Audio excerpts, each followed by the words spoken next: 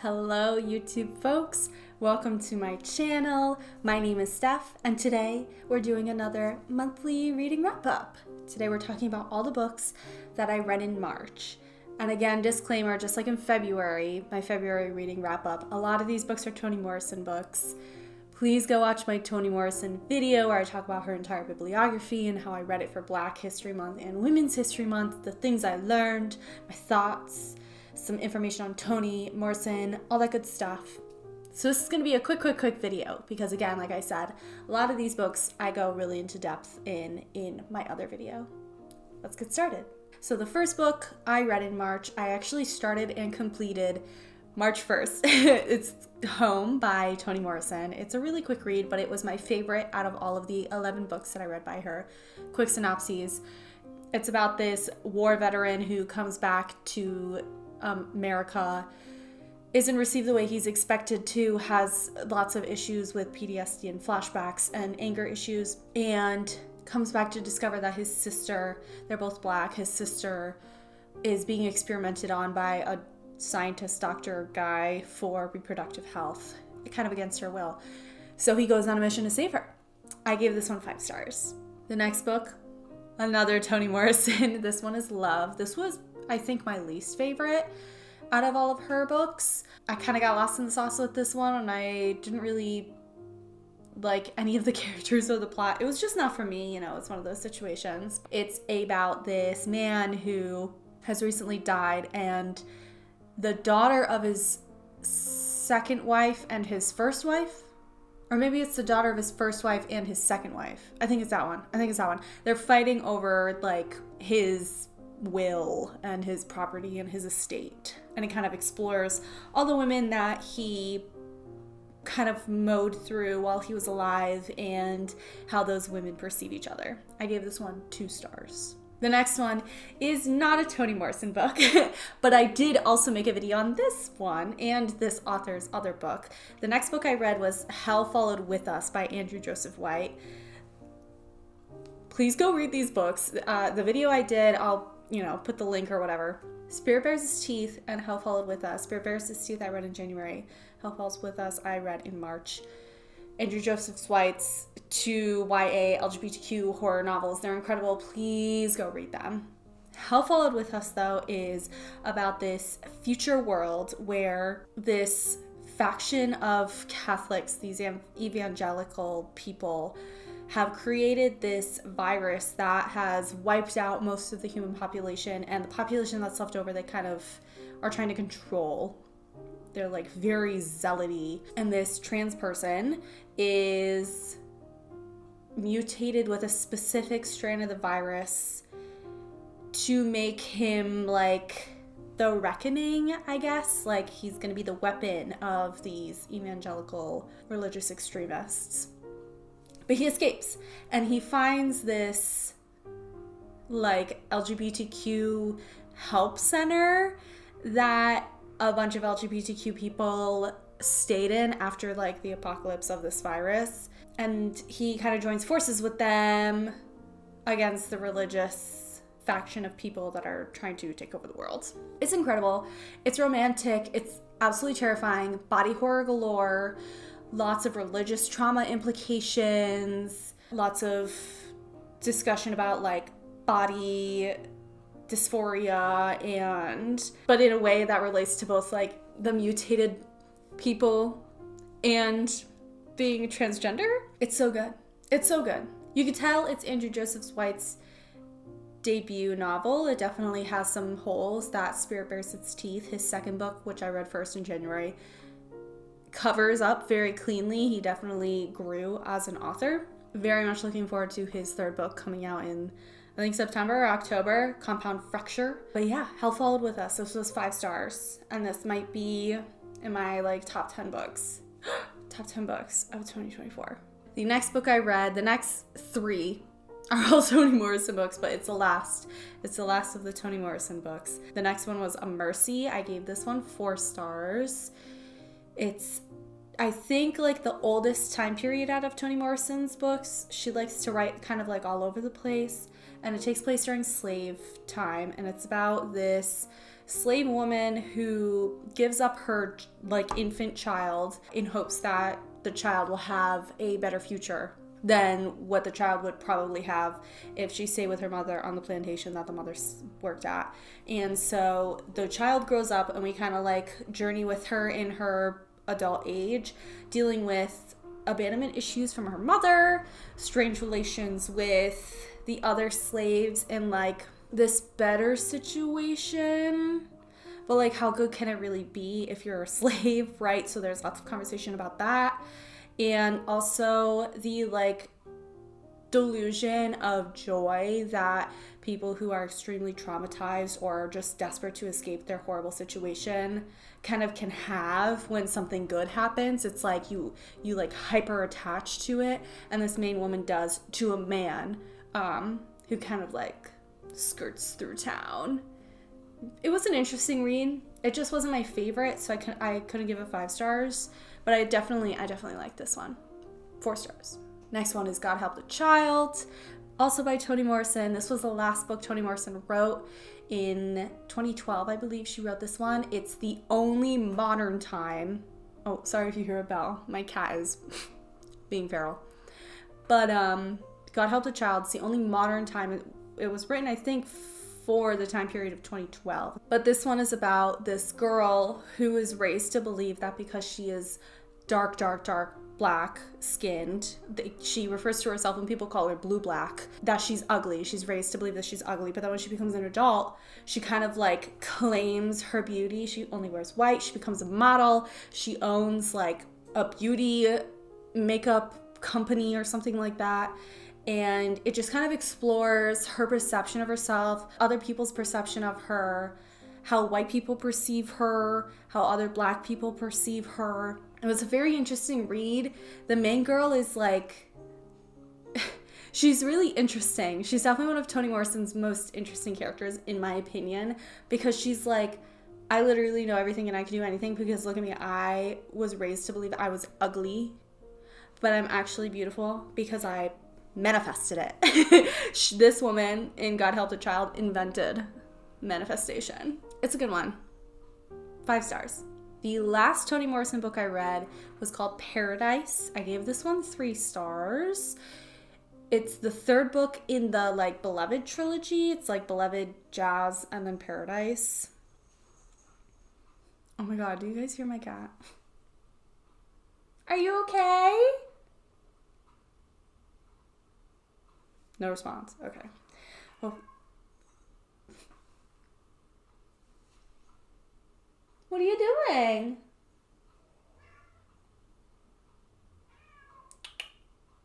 You okay? What's the matter?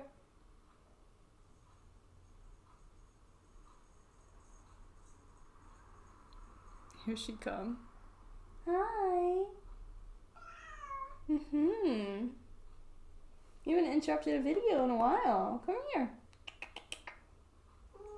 Come here.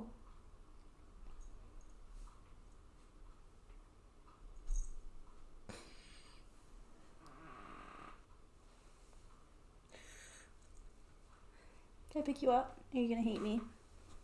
Oh. She always has her face. Why do you do that? Bye. You gonna keep screaming at me? No. Am causing mischief though, so you can't film. I don't know why, but her voice is Kermit's voice. Anybody remember Jenna Marbles and Kermit? The voice that Jenna used to do for Kermit, I kind of adapted for Jade. Am on cat tree, ready to pounce. Anyway, Paradise, Toni Morrison, 3 stars. I didn't like it. I think if you have religious trauma or you were raised in like a very religious area or community, you would like it a lot more. I wasn't. I'm not hyper religious. I don't have any religious trauma, so I just struggled to attach to the main sort of like theme. But it's about this house that basically women who are escaping domestic abuse or some sort of horrible situation, sometimes crime, like running away from cops, they live in this house and they like avoid society. And this houses on the outskirts of a town that's super religious. It's one of those all black towns, kind of like the infamous Tulsa. And they're having issues in the town. The older generation wants to stay isolated. The younger generation wants to branch out and connect with the other all black towns. And instead of resolving their own issues in the town, they blame it on the women who live in the house and call them like a coven. They think they're witches because they like garden and, I don't know, don't relate to men. Like, it's independent women, you know what I'm saying? So it's kind of like talking about that. But there's a lot of conversation about religion. I just didn't relate to it. But I enjoyed the read, especially the half that took place in the house with all the women and like hearing their stories. But essentially the community, the all black town that's super religious, kind of goes after the coven. Paradise by Toni Morrison, 3 stars. And again, like I said, I made a whole video on all the books, all 11 of Toni Morrison's books. Please consider watching that video. I put a lot of work into it. Obviously, it took me 2 months to read all those books, but this will be the end of my conversation about Toni Morrison books. The next book I read was A House with Good Bones by T. Kingfisher. I gave this 5 stars. It was really cute. T. Kingfisher has this really unique ability to write really short, excellent standalone novels. I know she has a couple series, What Moves the Dead, I believe, that's on my TBR for this year. But she writes these really incredible solo books that totally fit what's in style right now. Like, it's like the fairy tale retellings, the fantasy with romance, all that kind of stuff. But to write it so uniquely, and it almost sounds like an oral story, you know? Like, it's like one of those, like, the prose is just so easily digestible. It feels like you're just listening to an authentic conversation that was just like scripted down. I love T. Kingfisher. I definitely will be reading more of her books, but this one is about this archaeologist, or no, yeah, she's an archaeologist, but specifically with like bugs. I think she like digs up old bug fossils. Very unique woman, quirky, relatable, love it. And she's on site somewhere near where she grew up in like the South in Georgia or Tennessee or something like that. Her mom still lives in her childhood home, and something happens on site. I think they like find a dead body, and if archaeologists find like a dead body, they have to by law abandon the site until like further research is done and like the cops get involved. I don't know, something like that. It's not super important to the plot, but she ends up staying with her mom since she's close by anyway for like a week or 2 while she waits to go back to working on site. And she comes home to her mom, who's getting older but still works, no dad, and her mom's mom, her grandmother, passed 20 years ago. And we kind of discover through some creepy, crawly ways that the house is haunted. And the town, like, knows. It's very interesting. It was a really interesting read. The romance was so cute. I listened to the audiobook, and the narrator did such a good job switching the voices. I love when they, like, give really, like, consistent voices to each of the different characters. Love it. It's a good read. It's cute. 5 stars. The next 2 books, oh my god. I know I'm late to the train. Please don't yell at me. But I finally read Emily Wilde's Encyclopedia of Fairies by Heather Fawcett? Fouquet? I don't know if I'm saying that right. Sorry, Heather. So good. I was so gagged. I know. Fairy romanticides are like everything right now. And I'm so on board. Unabashedly. A little abashedly. But this one is just so good, y'all. Such unique storytelling. I love when they draw from like real folklore when telling these fairy stories. The main character is consistent. The side characters are consistent.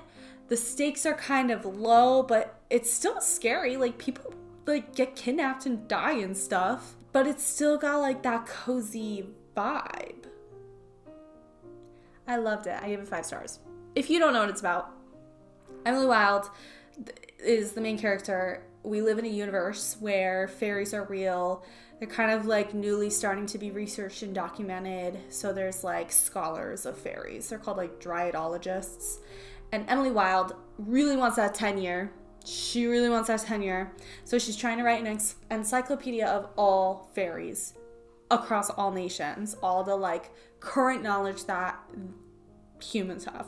So she goes up to the north to this like freezing cold tiny town to do some research. And one of her co-workers, who she suspects is a fairy, one of her co-workers at the university she works at, she's a teacher, right? Tags along. And I can't say, I can't say anymore, I don't think. You're just gonna have to read it. Yeah. And I gave it 5 stars, and fortunately, but also unfortunately, I started the second book in March. I'm still working on it. I've been so busy, so I go days without reading, and then I sit down and read like 200 or 300 pages. So that's kind of like my reading cycle right now. Life is just crazy, as I'm sure everyone else's is.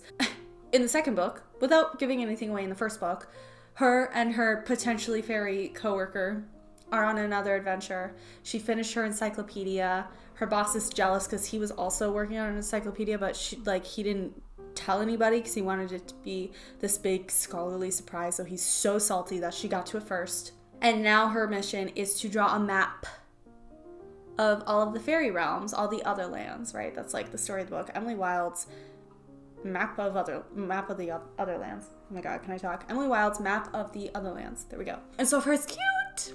She has like a niece who attends the school and gets involved. You see the campus in the second book. You don't really see it in the first book. And her potential fairy coworker are just thebomb.com, y'all. It's so good. It's one of those things that just like feels good to read. Like you don't have to work hard to read it, but you also like aren't reading trash. You know what I'm saying? It's just really refreshing to be able to read like a no-nonsense, brain-off book that's still actually good and isn't just like sex every scene. Not that there's anything wrong with that, but sometimes you want to like actually read a story, you know, instead of just erotica. This is time and a place. You know what I'm saying? It's got to be a mood. All right, y'all, so that is the 8 books that I read in March, plus the one I started. It was a really dense month because of all the Toni Morrison books and all the books that I also wanted to be reading at the same time. I hope you enjoyed. I hope you got some recommendations from this video. I love doing these wrap-ups because it also like helps me remember what the books are about so that when I do my big ranking all the books I read in 2024 video, y'all, in 2025, it's coming. Give it 8 months, but it's coming. I'll actually remember what the books I read are about. You know what I'm saying? Please go watch my Toni Morrison video or my Andrew Joseph White Spirit Bears His Teeth and How Followed with His video. Feel free to like, comment, subscribe, do whatever you want to do. I am not your mother, and I hope you have a great rest of your day.